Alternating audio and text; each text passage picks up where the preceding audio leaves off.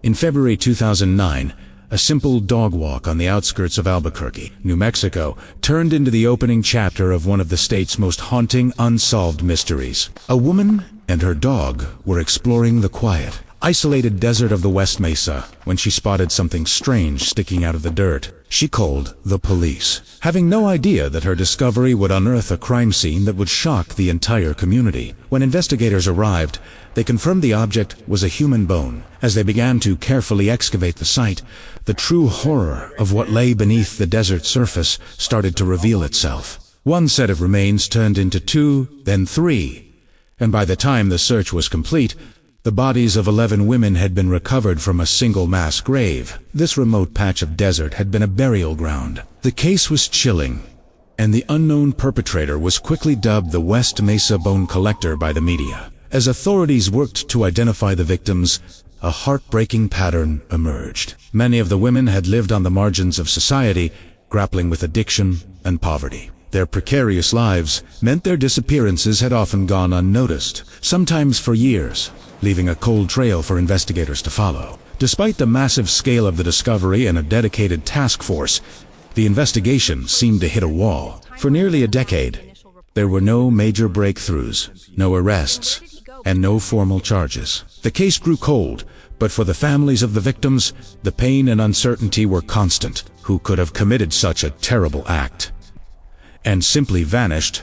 Then, in 2018, a significant development brought a flicker of hope. The Albuquerque police chief announced that investigators had narrowed their focus to two primary persons of interest, although they were still considering other possibilities. The first was a man named Lorenzo Montoya. He lived just a few miles from the burial site. In 2006, Montoya was killed during an altercation with a woman inside his trailer. What made him a person of interest was a startling coincidence. Investigators noted that the timeline of the West Mesa killings seemed to stop right around the time of his death. Was it possible he was the killer, and his own violent end had stopped the murders?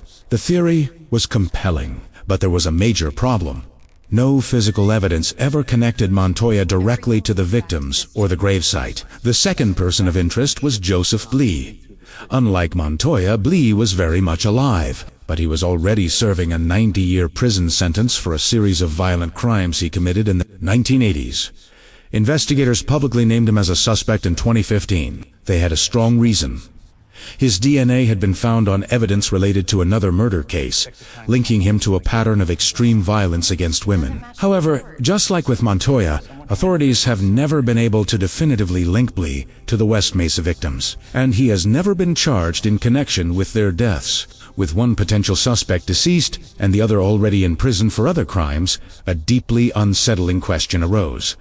What if there was another person involved? Or what if neither of them was the right person at all? This possibility has kept the investigation wide open. Authorities are also haunted by the idea that the West Mesa might not be the only burial ground. Between 2005 and 2006, at least 6 other women with similar backgrounds also vanished from the Albuquerque area. Are their disappearances connected to the bone collector? And if so, is there another secret grave somewhere out there in the vast New Mexico desert, still waiting to be found? Today, the West Mesa Bone Collector case remains officially unsolved. The files are not gathering dust. Investigators insist it is still a very active investigation. For the city of Albuquerque, and especially for the family still waiting for justice, the desert holds its secrets tightly. The search for answers continues, driven by the hope that one day the silence will be broken and the victims will finally get the justice they deserve. Thank you for watching. If you found this story compelling,